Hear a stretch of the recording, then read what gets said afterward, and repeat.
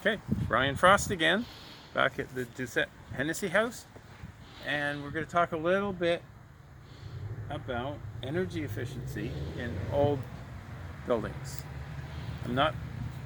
Don't know much about the upper part of the building and doing that, but a little bit of we're going to work on the foundation. The landscaping that we're doing is going to involve a sheet of styrofoam extending from about here out 2 feet, sloping away so the water runs away.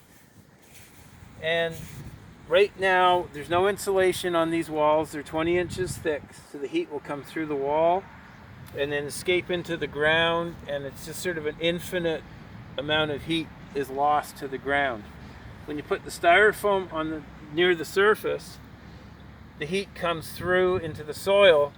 The styrofoam traps the heat, and it warms the soil up, so you have less of a heat difference between the inside of the house and the foundation and the outside earth. So you're losing less heat. So it helps moderately. It's not a massive efficiency gain, but it is some gain, and it also helps with the water. So it also helps protect the bricks, because the bricks aren't going through as much freeze thaw. So it's a really good way to improve the energy efficiency. But in an old house, you have to do it.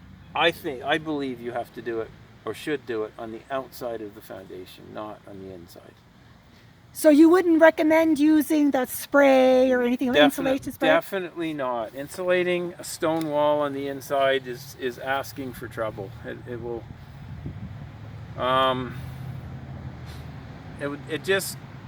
The stone deteriorates because it's very exposed to freeze thaw now.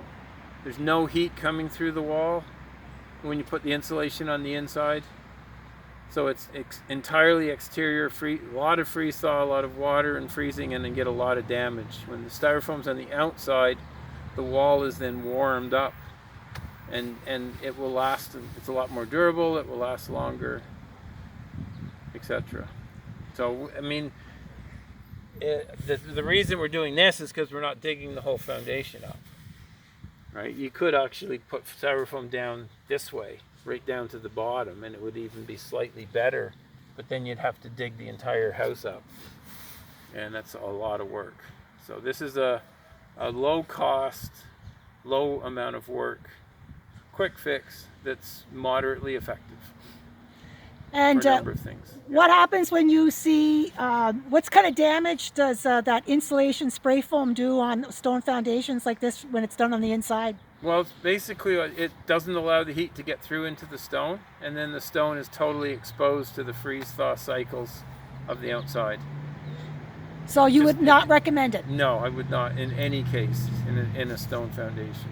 In a concrete, it's okay, but I always think you should insulate on the outside of a foundation, if possible, if you're building new. So I built my house in 1988, and we put 4 inches of styrofoam directly up against the outside of the concrete foundation. And it's fantastic. It's free air conditioning in the summer, because I've got 50,000 pounds of concrete that has insulation on the outside of it. So it's cool. So you get a hot day and the concrete keeps your house cool on a hot day, and it keeps it warm on a cold day in the winter. It's really neat. What do you think about using one of those new heat pumps in the basement, in this particular basement, for example, so to reduce energy costs and... I mean, it's not historic, but I think a heat pump is about 3 times as efficient as running straight electric baseboard heaters. Okay. So it would be a good energy efficiency gain, and probably save money in the long term. Okay, great. And it doesn't affect anything about the foundation. It's just taking heat from the outside air, right, and transferring it into a fluid, and then running heaters inside. So that's something that could work down here in this basement? It's something that could work very well. Okay, great. Yeah, if you don't mind the look of because the heat pump has to be outdoors. Right. Well, that's all right. That's your only thing. Yeah. But you could put a wooden box around it. Sure, make it look fancy. You know, I mean, energy efficiency is a good thing. You just have to figure out how to do it best in a historic house. That's all. Okay. Well, thank you very much, Brian. Really appreciate your advice on You're- energy efficiency in a heritage building. You're welcome. Thank you. Okay.